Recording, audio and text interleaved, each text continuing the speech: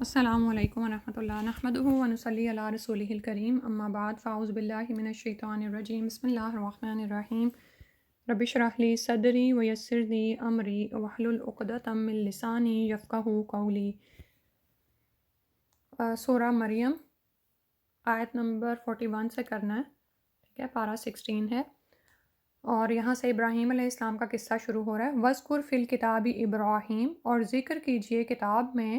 ابراہیم علیہ السلام کا، انہو بے شک وہ کانا تھا، صدیقاً صدیق یعنی بہت سچا، نبیًا نبی تھا۔ تو اس کتاب میں رسول صلی اللہ علیہ وسلم سے کہا جا رہا ہے کہ ابراہیم علیہ السلام کا قصہ بیان کیجئے، بلا شبہ وہ راست باز انسان اور ایک نبی تھے۔ اور سیدنا ابراہیم علیہ السلام کے قصے کا روئے سخن ظاہر خاص طور پر قریش مکہ کی طرف ہے، اور آپ جانتے ہیں کہ یہود و نصارہ اور قریش مکہ یہ سب اپنے آپ کو دین ابراہیمی کا پیروکار بتاتے تھے۔ انہیں یہ بتایا جا رہا ہے کہ ابراہیم علیہ السلام مشرک نہیں تھے بلکہ توحید پرست تھے۔ انہوں نے اپنے مشرک آباء و اجداد کی تقلید کو چھوڑ دیا تھا، تو تمہیں بھی چھوڑ دینا چاہیے۔ اگر تم یہ سمجھتے ہو کہ تم دین ابراہیمی پر قائم ہو تو پھر تم ابراہیم علیہ السلام کی ملت کی پیروی کرتے ہوئے شرک سے باز آ جاؤ۔ تو مشرک قوم اور مشرک باپ نے طرح طرح کی دھمکیاں دیں، لیکن ابراہیم علیہ السلام نے شرک کی باتیں تسلیم کرنے کی بجائے یعنی کیا کہا کہ توحید پر ہی قائم رہے، ٹھیک ہے۔ اور اسی طرح قریش مکہ بھی یہی کر رہے تھے کہ جو ابراہیم علیہ السلام کے باپ نے کیا تھا، یعنی وہ ابراہیم علیہ السلام کی ملت کی پیروی نہیں کر رہے تھے بلکہ شرک پر مصر تھے، اور توحید پرستوں کو تو الٹا اذیتیں دے دے کر ان کو ہجرت پر مجبور کر رہے تھے۔ تو پھر یہ جو کہتے تھے کہ ہم دین ابراہیمی کے پیروکار ہیں، تو اس بات میں کہاں کی صداقت تھی؟ اور یہاں پر فرمایا کہ دین ابراہیم علیہ السلام تو اپنے قول کے سچے اور اپنی عملی زندگی میں بھی راز باز انسان تھے، صدیق ہونے کے علاوہ نبی بھی تھے، ٹھیک ہے۔ اور آپ یہ دیکھیں کہ یعنی کہ ایک نبی صدیق ہوتا ہے، ٹھیک ہے، نبی ہمیشہ کیا ہوتا ہے؟ سچا ہی انسان ہوتا ہے، لیکن ضروری نہیں ہے کہ ہر صدیق نبی بھی ہو۔ جیسے ہم ابو بکر رضی اللہ عنہ کے بارے میں جانتے ہیں کہ ان کا لقب کیا ہے؟ صدیق ہے، لیکن وہ نبی نہیں تھے۔ اسی طرح عائشہ رضی اللہ عنہ کے لیے بھی صدیقہ آتا ہے، لیکن وہ نبیہ نہیں تھی۔ لیکن جو نبی ہوتا ہے وہ صدیق بھی ہوتا ہے، ٹھیک ہے۔ تو اور یہاں پر یہ جو سچائی کی بات ہو رہی ہے نا، اللہ سبحانہ وتعالیٰ ہماری زندگیوں میں بھی صداقت کو داخل فرما دیں۔ اور یہاں پر دیکھیں، زبان کی بات نہیں ہو رہی، ان کے عمل کو ظاہر کیا جا رہا ہے قریش مکہ کے، کہ تم کہنے کو تو یہ کہتے ہو کہ تم دین ابراہیمی کے پیروکار ہو، لیکن تمہارا عمل اس بات کو ظاہر نہیں کرتا۔ ابراہیم علیہ السلام تو توحید پرست تھے اور وہ سچے نبی تھے، ٹھیک ہے، جو وہ کہتے تھے وہ انہوں نے کر کے دکھایا۔ اور آگے ہم پھر یہ سارا قصہ پڑھیں گے کہ باوجود اس کے کہ ان کے سامنے ان کا باپ حائل ہو گیا تھا، لیکن وہ اپنی توحید میں اتنے سچے تھے کہ وہ باپ کو بھی خاطر میں نہیں لائے، اور اس باپ نے اگر ان کو ہجرت پر مجبور کیا تو وہ ہجرت کر گئے۔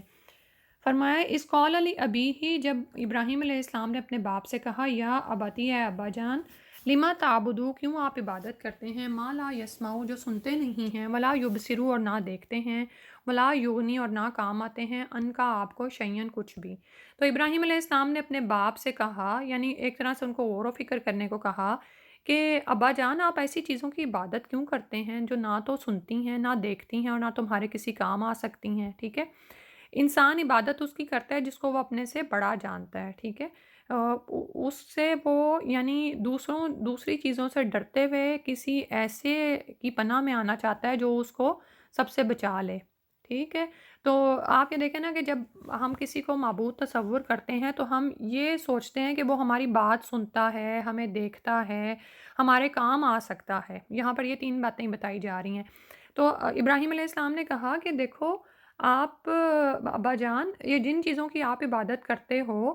یہ نہ تو دیکھتی ہیں، نہ سنتی ہیں، نہ تمہارے کسی کام آ سکتی ہیں، ٹھیک ہے۔ اور پھر یہ کیسے تمہاری حاجت روائی اور مشکل کشائی کر سکتے ہیں؟ تم اس پہ غور و فکر کیوں نہیں کرتے؟ بالکل اسی طرح اب یہ دیکھیں کہ کہنے کو ہم شرک تو نہیں کرتے ہیں، لیکن جب ہمیں کوئی مسئلہ پیش آ جاتا ہے، جب ہمیں کسی کی مدد چاہیے ہوتی ہے، تو آپ دیکھا کریں کہ اس وقت ہم کن سہاروں کے پیچھے جا رہے ہوتے ہیں۔ اور خاص طور پر آپ یہ دیکھیں کہ عام حالات میں تو ہم بڑا توحید کا دعویٰ کرتے ہیں اور اس پر قائم بھی رہتے ہیں، لیکن کبھی آپ نے بڑے بڑے دینداروں کو دیکھا ہوگا کہ جب ان پر کوئی بڑی مصیبت آ جاتی ہے تو کوئی اگر ان کو اور ان کی دعا پوری نہیں ہو رہی ہوتی، ٹھیک ہے؟ یعنی آپ جانتے ہیں کہ دعا بھی 3 طرح کے مراحل میں پوری ہوتی ہے نا، کہ یہاں تو انسان کو وہی چیز دے دی جاتی ہے جو وہ مانگ رہا ہوتا ہے، تو بعض اوقات آپ جو چیز مانگ رہے ہوتے ہیں وہ آپ کو مل نہیں رہی ہوتی، تو نعوذ باللہ لوگ اس طرح کے شرک میں پڑتے ہیں کہ کوئی ان کو کسی پیر مرید کا بتاتا ہے تو وہ اس کی طرف چل پڑتے ہیں۔ تو اس وقت انسان کو دیکھنا چاہیے کہ میں کس ہستی کو چھوڑ کے کن لوگوں کے پیچھے چل پڑا ہوں، کیا وہ میری مدد کر سکتے ہیں؟ اگر میں ان پیروں فقیروں کے پیچھے چل بھی پڑوں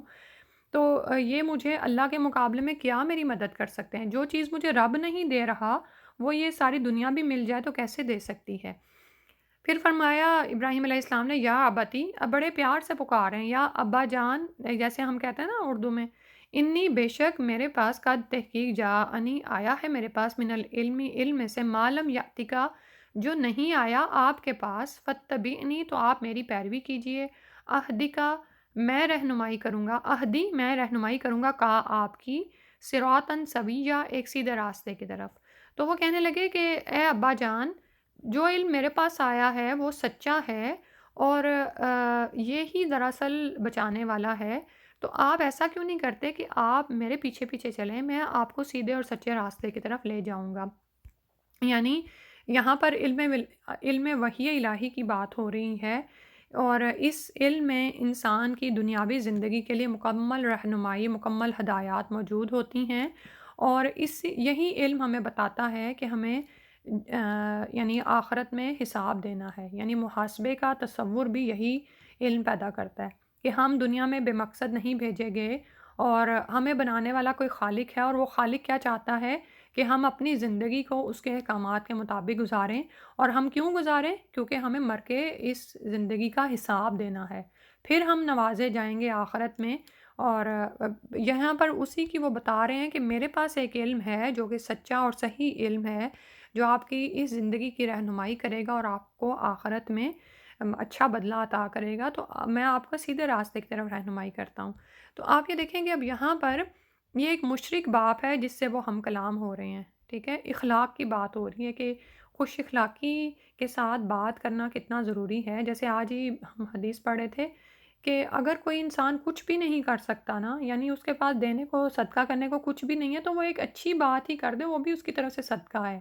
لیکن آپ یہ دیکھیں کہ اخلاق کے معاملے میں ہم لوگ کتنے ہمارے اندر بگاڑ آ گیا ہوا ہے نا، نہ صرف انفرادی سطح پر بلکہ معاشروں کے اعتبار سے بھی، اور یعنی یہ صرف نان مسلم نہیں، مسلم معاشروں کا یہ زیادہ تر یہ حال ہے کہ اخلاقی معاملات، اخلاقی پستی ہمارے اندر بہت آ گئی ہوئی ہے، ہم بات کرتے ہیں تو ذرا اگلے کا لحاظ نہیں کرتے، یعنی اور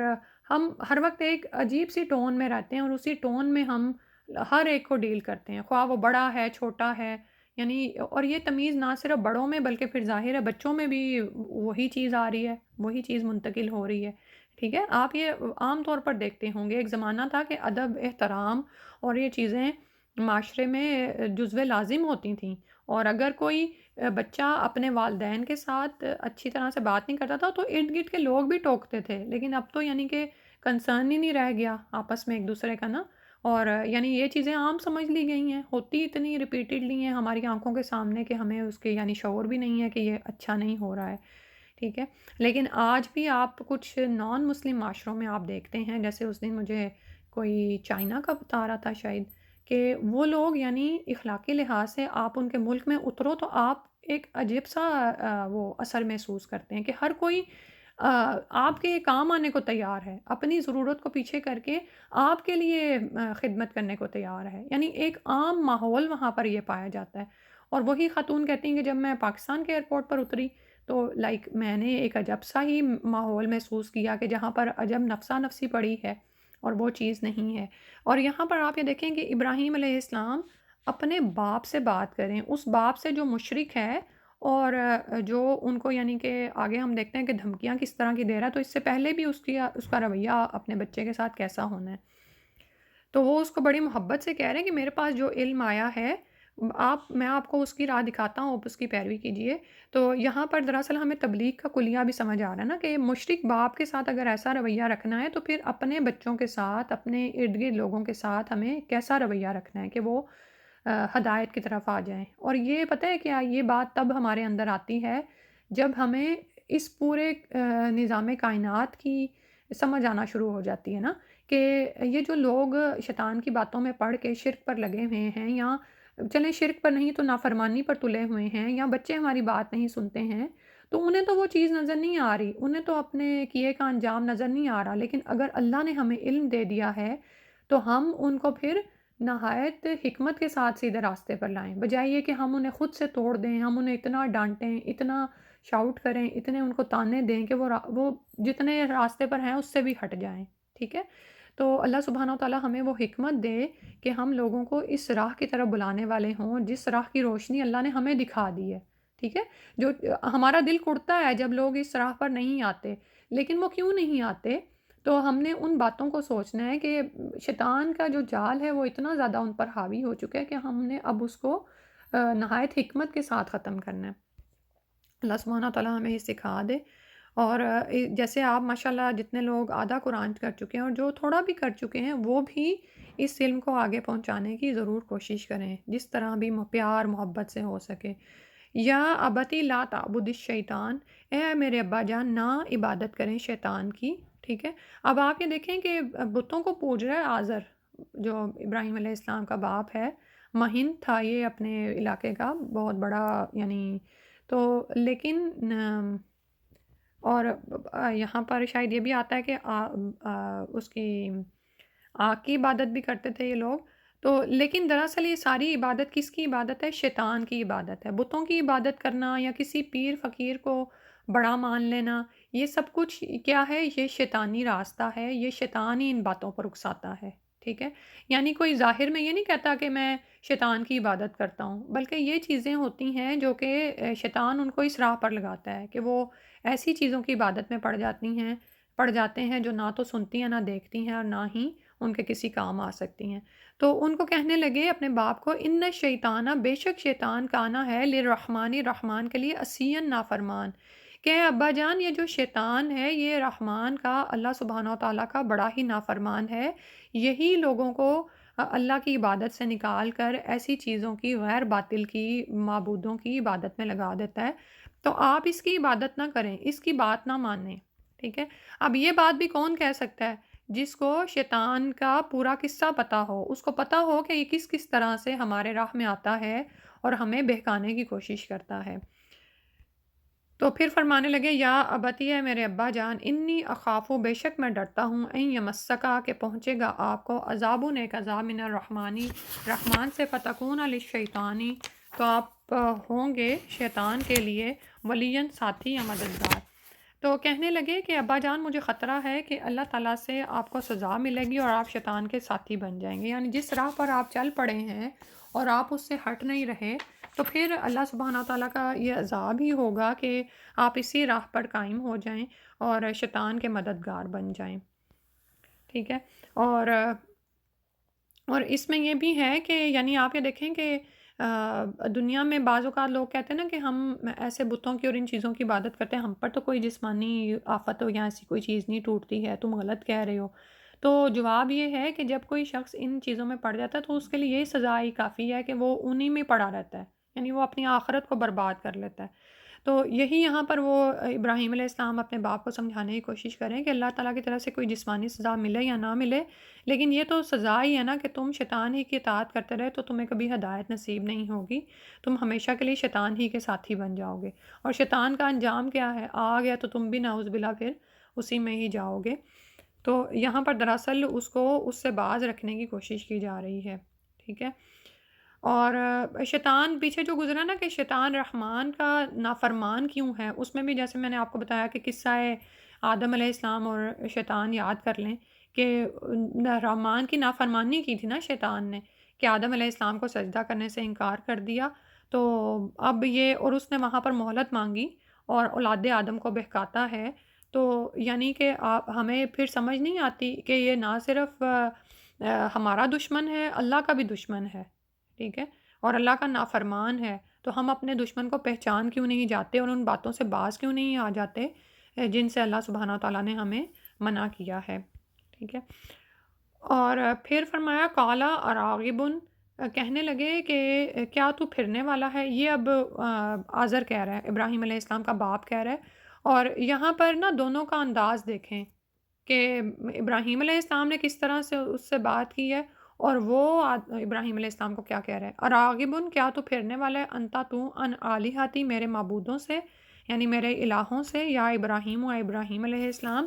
لا علم اگر نہیں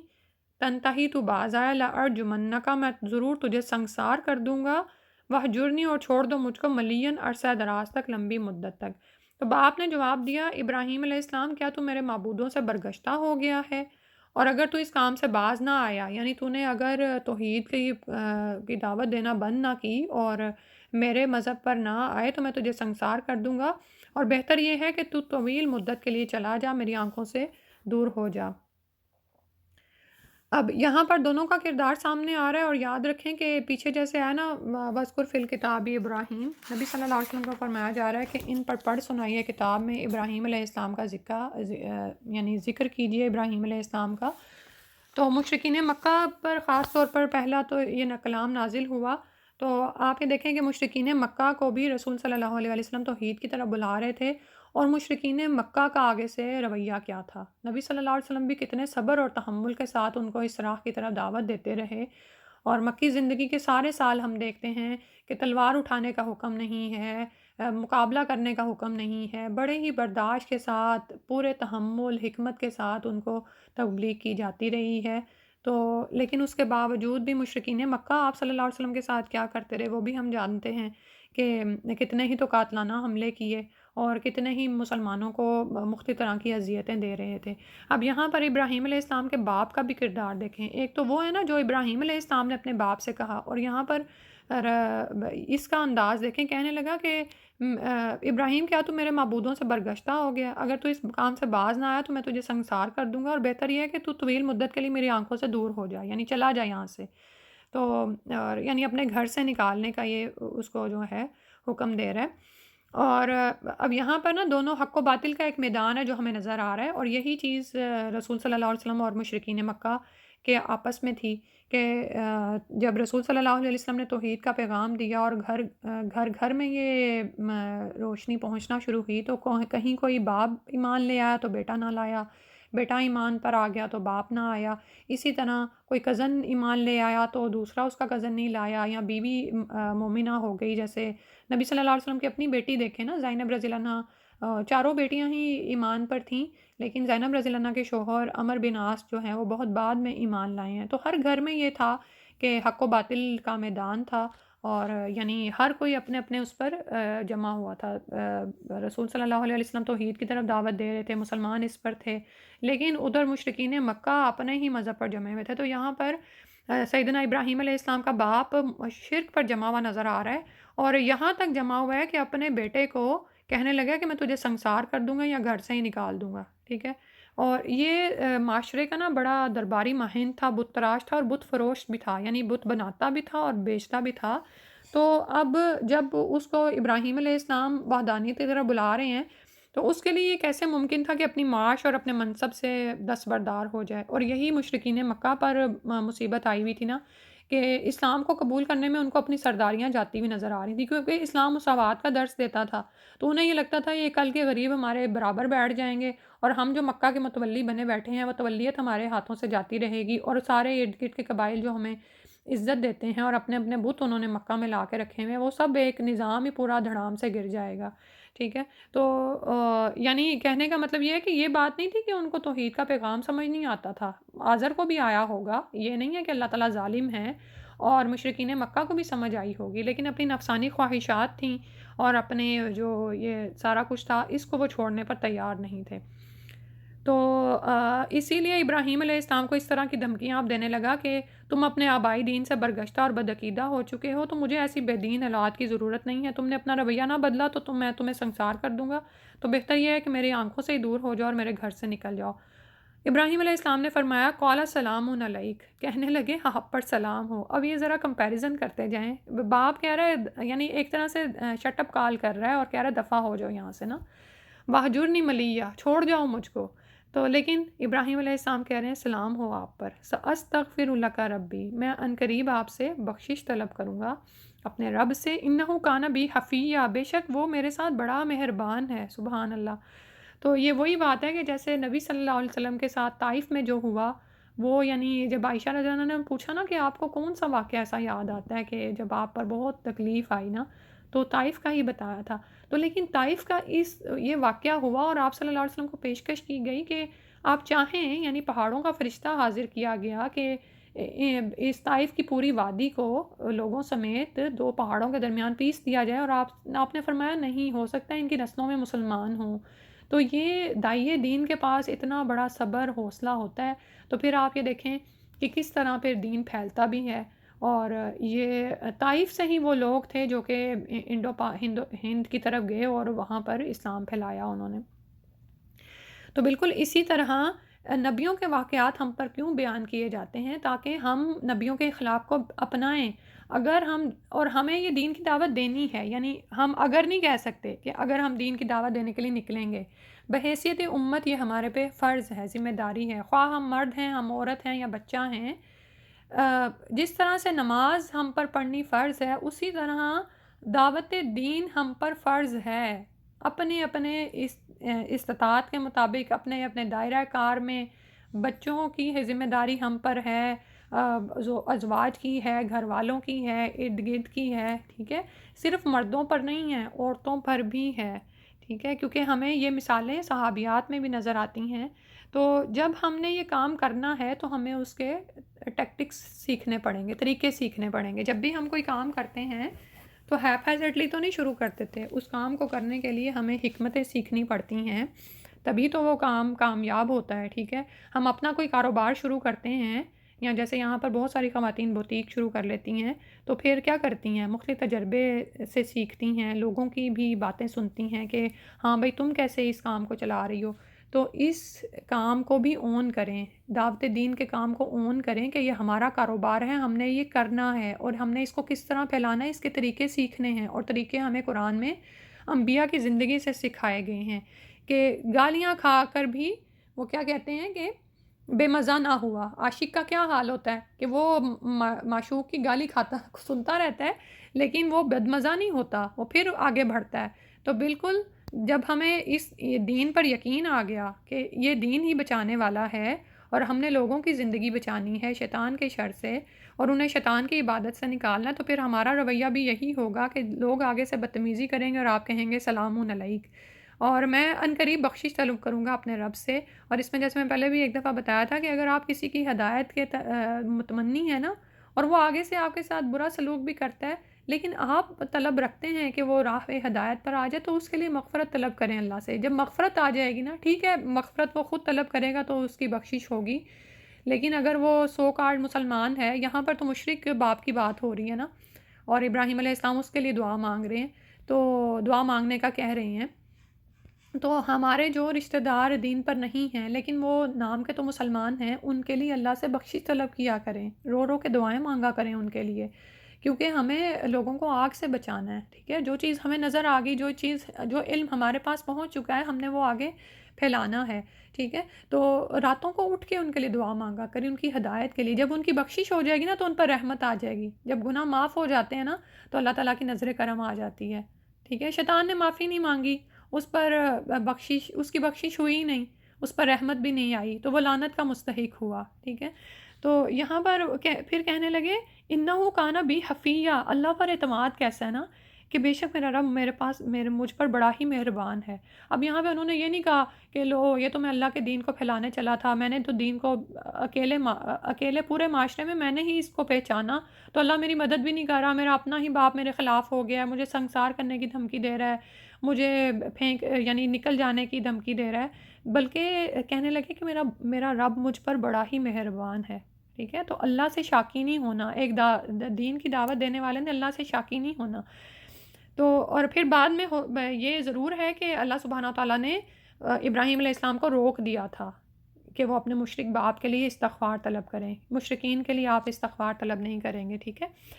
پھر فرمایا وَآتَزِلُکُم وَمَا تَدْعُونَ مِن دُونِ اللّٰہ، اور میں چھوڑتا ہوں آپ کو اور جن کو آپ پکارتے ہیں من دون اللہ، اللہ کے سوا، وَادْعُوا ربی، اور میں پکارتا ہوں اپنے رب کو، عسیٰ اللہ اکونا، امید ہے کہ میں نہ ہوں گا، بدعائی ربی، اپنے رب کی دعا کے ساتھ، شقیًا نامراد۔ تو کہنے لگے کہ میں آپ لوگوں کو چھوڑے جا رہا ہوں اور ان کو بھی جنہیں تم اللہ کے سوا پکارتے ہو، میں تو اپنے رب کو پکارتا ہی رہوں گا، مجھے امید ہے کہ اپنے پروردگار کو پکار کر محروم نہ رہوں گا۔ آپ یہ دیکھیں کہ انبیاء کے واقعے میں ایک سیکھنے کا سبق کیا ہے؟ دعا۔ پیچھے سے ہم پڑھتے آ رہے ہیں نا، زکریا علیہ السلام دعا پہ دعا کریں اور دعا قبول نہیں ہو رہی، لیکن اپنے رب سے مایوس نہیں ہے، بلکہ کہنے لگے کہ میں کبھی بھی دعا مانگ کر شقیہ یعنی بدبخت نہیں ہوا۔ اور یہاں پر بھی کہہ رہے ہیں ابراہیم علیہ السلام کے اپنے رب کو پکار کر میں کبھی نامراد نہیں ہوا، میرا رب سنتا ہے، ضرور سنتا ہے۔ یہ یقین ہمارے اندر بھی ہونا چاہیے، ٹھیک ہے، کہ ہم رب کو پکاریں۔ دعا بھی تو عبادت ہے نا، اور پکارتے رہیں اللہ تعالیٰ کو۔ ہمارا بعض اوقات نا کسی انسان کے درجات اللہ تعالیٰ بلند کرنا چاہ رہے ہوتے ہیں، تو اللہ تعالیٰ اس کو وہ چیز نہیں دیتے جو وہ مانگ رہا ہوتا ہے۔ کیوں نہیں دیتے؟ کیونکہ وہ اس چیز کی طلب میں وہ رب سے ایسے جڑتا ہے کہ وہ درجات پا لیتا ہے جو اللہ تعالیٰ اس بندے کے لیے چاہ رہے ہوتے ہیں۔ سمجھ آ رہی ہے بات؟ یعنی آپ روٹین میں چل رہے ہیں، آپ کی ساری دعائیں قبول ہو رہی ہیں، آپ کے سارے کام ٹھیک چل رہے ہوتے ہیں، تو آپ کا رب کے ساتھ تعلق ایک واجبی سا تعلق ہوتا ہے۔ نمازیں پڑھ لیں، اس کو پکار لیا، 5 منٹ لگا لیے سلام پھیر کے، اور جو آپ کی رٹی رٹائی دعائیں ہوتی ہیں وہ آپ پڑھ کے اٹھ جاتے ہیں۔ لیکن ایک دم سے کوئی چیز آپ سے روک دی جاتی ہے، آپ کی زندگی کو ایک بریک لگ جاتے ہیں، وہ طلب آپ کے اندر ہوتی ہے، آپ مانگتے ہیں، رب نہیں سنتا، ایسے لگتا ہے کہ جیسے رب وہ دعا پوری نہیں کر رہا، لیکن آپ اور جڑتے ہیں اور گڑ گڑاتے ہیں۔ آپ تہجد چھوڑے بیٹھے تھے، آپ تہجد کے وقت اٹھتے ہیں، آپ کی نمازوں میں خشوع نہیں تھا، آپ کی نمازوں میں خشوع آ جاتا ہے، آپ سلام پھیرتے ہیں، آپ مصلی پر اتنا ٹائم گزارتے ہیں، آپ اتنے آنسو بہاتے ہیں، اتنا گڑ گڑاتے ہیں۔ تو یہ جو کیفیت ہے نا، یہ بعض اوقات اللہ کو کچھ بندوں کی اتنی محبوب ہوتی ہے کہ اللہ تعالیٰ محرومیاں دیتے ہیں انسانوں کو، ٹھیک ہے۔ تو اپنے رب کو پکار کر تو انسان کبھی بھی مایوس نہیں ہوتا۔ ہمیں وہ چیز جو ہم نے مانگ رہے ہیں جو ہم، وہ ہمیں نہیں ملتی، لیکن ہمیں رب کا تعلق ملتا ہے، اس کی معرفت ملتی ہے، اس کا احساس ملتا ہے، تو واقعی انسان اپنے رب کو پکار کر کبھی بھی محروم نہیں ہوتا۔ اور پھر جیسے بتایا کہ دعا تو عبادت ہے، تو عبادت کر رہے ہوتے ہیں ہم جب ہم ایک خاص کیفیت میں آ جاتے ہیں اور دعا کی ساری شرائط پوری کر دیتے ہیں، گڑ گڑاتے ہیں، دل کو خالص اور حاضر کر لیتے ہیں، تو واقعی رب کو پکار کر تو ہم کبھی بھی محروم نہیں ہوتے۔ تو ابراہیم علیہ السلام اپنے رب کے لیے دعائے مغفرت کا وعدہ کرتے ہیں، تو لیکن انہوں نے گھر سے نکل جانے میں ہی اپنی اور اپنے دین کی عافیت سمجھی، یعنی وہ سمجھ گئے تھے کہ باپ تو سیدھی راہ پر آنے والا نہیں ہے، لیکن اپنے باپ کے حق میں اتنے خیر خواہ اور نرم دل تھے کہ جاتی دفعہ بھی کسی ناراضگی کا اظہار کرنے کی بجائے انہوں نے امن و سلامتی کی دعا کی اور وعدہ کیا کہ میں تمہارے لیے اپنے پروردگار سے بخشش کی دعا کرتا رہوں گا، اور کرتے بھی رہے۔ لیکن پھر بذریعہ وہی آپ کو معلوم ہوا کہ مشرک کی کسی صورت بخشش نہیں ہو سکتی، تو آپ علیہ السلام ایسی دعا کرنے سے رک گئے، جیسا کہ سورہ توبہ میں گزر چکا ہے۔ اور یہی ہم دیکھتے ہیں نبی صلی اللہ علیہ وسلم رئیس المنافقین کے لیے دعا کرتے رہے، اس کے لیے نماز جنازہ بھی پڑھا، لیکن جب اللہ تعالیٰ کی طرف سے روک دیا گیا تو آپ رک گئے تھے۔ پھر فرمایا فَلَمَّا اعْتَزَلَهُمْ، پھر جب جدا ہوا ان سے، وَمَا يَعْبُدُونَ مِن دُونِ اللّٰہ، اور جن کی وہ عبادت کرتے تھے اللہ کے سوا، وَهَبْنَا لَهُ إِسْحَاقَ وَيَعْقُوبَ، تو عطا کیا ہم نے اس کو اسحاق اور یعقوب،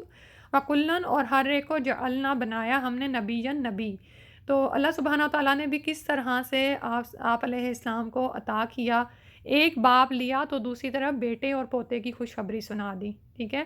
اور بعض اوقات پوتے کی خوشخبری انسان کو اپنی اولاد سے بھی بڑھ کر ہوتی ہے، اور آپ کو یہ دونوں اکٹھی دی گئیں، یعنی آپ اتنے سال جئیں گے، ابھی تک اولاد نہیں تھی ابراہیم علیہ السلام کی، یعنی بڑھاپے میں جا کے ان کو اولاد ملی ہے، لیکن جب اولاد کی خوشخبری دی گئی تو انہیں یہ بھی بتایا گیا کہ آپ اتنے سال جئیں گے کہ پوتا بھی دیکھیں گے، اور سب کو ہم نے نبی بنایا،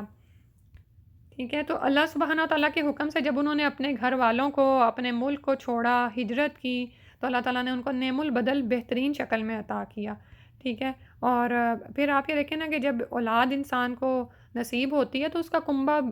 قبیلہ بڑھتا ہے نا، تو وہ جو غریب الوطنی کی وحشت تھی تو وہ بھی ختم ہوئی اور انس اور سکون حاصل ہوا، اور پھر اولاد بھی ایسی جو عام نہیں تھی، بلکہ وَجَعَلْنَا وَكُلًّا جَعَلْنَا نَبِيًّا، کہ کہ سب دونوں کو ہی نبی بنایا، یعنی اسحاق علیہ السلام بھی نبی ہوئے، اور اس کے بعد ان کے ابراہیم علیہ السلام کے پوتے یعنی یعقوب علیہ السلام کو بھی نبی بنایا، ٹھیک ہے۔ اور پھر انہی کی اولادوں میں سے بنی اسرائیل میں سینکڑوں نبی پیدا ہوئے ہیں۔ یعقوب علیہ السلام کے بعد یوسف علیہ السلام بھی نبی ہوئے، اور پھر اس کے بعد شاید ایک نسل کے بعد یا کتنی پھر سے نبوت ان کی اولادوں میں باقی رہی۔ وَوَهَبْنَا لَهُمْ، اور عطا کیا ہم نے ان کو من رحمتنا اپنی رحمت میں سے، وَجَعَلْنَا لَهُمْ، اور بنایا ہم نے ان کے لیے لسان صدق علیہ ایک زبان سچی بلند مرتبہ، یعنی اس کا مطلب یہ ہے کہ بلند مرتبہ سچی زبان، یعنی بعد والوں میں ان کا ذکر خیر باقی رکھا، ٹھیک ہے۔ بعض اوقات کوئی مر جائے نا تو لوگ اس کی جھوٹی تعریفیں کر رہے ہوتے ہیں، یہ مطلب نہیں ہے، بلکہ ان کی سچی تعریفیں دنیا میں جاری ہوئیں۔ یعنی دیکھیں آپ اس معاشرے سے نکالے گئے، ہر ایک نے ان کو لعن طعن کیا ہوگا نا، باپ ہی اتنی بری طرح سے بات کر رہا ہے، برا سلوک کر رہا ہے، لیکن اللہ نے ابراہیم علیہ السلام کی عزت کیسے بڑھا دی نا۔ تو اسی طرح دنیا میں جب آپ دعوت دین دیں اور لوگ آپ کی بات نہ سنیں، آپ کی بے عزتی کریں، آپ کو بہت عجیب محسوس ہو، تو اس بات کو دل پر نہ لیں، کیونکہ یہ تو آنی جانی بے عزت ہے۔ اصل عزت تو اللہ کے اختیار میں ہے، اور وہ دیتا ہے اپنے بندوں کو۔ وہ لوگ جو احسان کرنے والے ہوتے ہیں،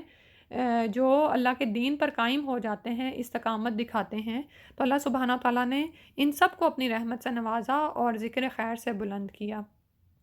تو اسے ابراہیم علیہ السلام کو آپ دیکھیں کہ تمام مذاہب میں یکساں مقبولیت حاصل ہے، تمام مذاہب اور ملل ان کی تعظیم و توصیف کرتے ہیں، انہی سے اپنے اپنے مذہب کا رشتہ جوڑتے ہیں۔ یہودیوں کو دیکھیں تو وہ کہتے ہیں کہ ابراہیم علیہ السلام ہمارے نبی ہیں، نصارہ کو دیکھیں تو وہ یہ کہتے ہیں، اور مشرکین مکہ بھی یہی کہتے تھے کہ ہم ملت ابراہیمی کے پیروکار ہیں۔ اور اسی طرح امت محمدیہ میں تو ہمیں درود ابراہیم دے دیا گیا ہے نا، جس میں ہم ہمیشہ اپنی نمازوں میں نبی صلی اللہ علیہ وسلم کے ساتھ نبی صلی اللہ علیہ وسلم اور آپ کی آل کے ساتھ ساتھ سیدنا ابراہیم علیہ السلام اور ان کی آل پر بھی درود پڑھتے ہیں۔ تو یہی دراصل وَاجْعَلْ لِي لِسَانَ صِدْقٍ فِي الْآخِرِينَ جو ابراہیم علیہ السلام کی دعا تھی نا، وہ بھی اللہ کے ہاں قبول ہوئی ہے، اسی کا ثمرہ ہے، سبحان اللہ۔ تو دنیا میں جب بھی آپ دین کی دعوت کا کام کر رہے ہوں، پریشانیاں آئیں، تو دل چھوٹا کر کے نہیں بیٹھ جانا، ٹھیک ہے۔ اللہ تعالیٰ سے یہی دعائیں جو انبیاء نے کی تھیں، اور پھر ان کو اللہ تعالیٰ نے کس طرح سے اپنی رحمت سے نوازا اور ان کی ذکر خیر کو پیچھے رہنے والوں میں باقی رکھا، تو اس پر نظر رکھا کریں۔ اللہ سبحانہ تعالیٰ ہم سے قبول فرما لے اور ہمیں استقامت عطا فرما دیں۔ انہی آیات کی تلاوت انشاءاللہ سن لیتے ہیں۔ آیت نمبر 41 سے۔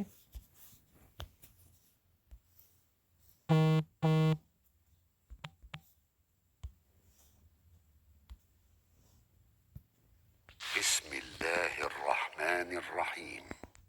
واذكر في الكتاب إبراهيم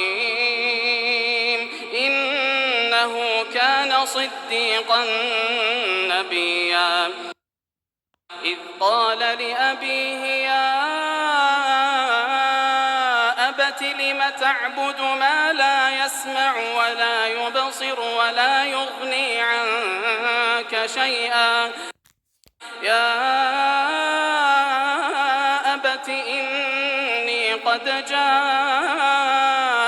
من العلم ما لم يأتك فاتبعني أهدك صراطا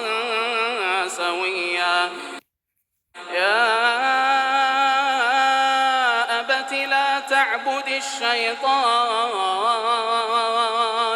إن الشيطان كان للرحمن عصيا يا أبت إني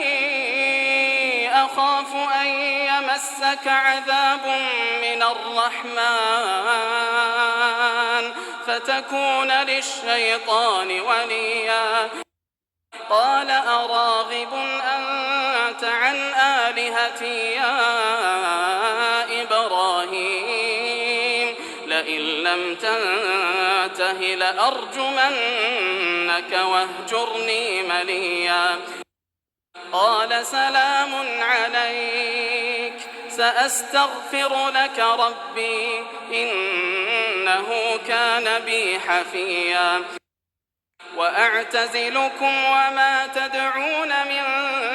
دون الله وأدعو ربي عسى ألا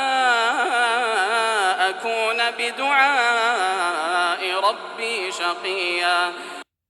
فلما اعتزلهم وما يعبدون من دون الله وهبنا له إسحاق ويعقوب